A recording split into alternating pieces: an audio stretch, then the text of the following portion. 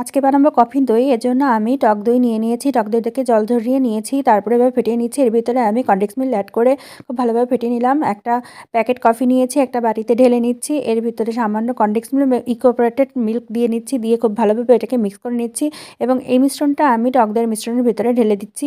ঢেলে আবারও খুব ভালোভাবে দুটো মিশ্রণই একসাথে মিক্স করে নিচ্ছি। এখন একটা পাত্রে আমি ঘি ব্রাশ করে নিচ্ছি। ঘি ব্রাশ করে নিয়ে যে মিশ্রণটা বানিয়েছিলাম সেই মিশ্রণটা এই পাত্রে আমি ঢেলে দিচ্ছি।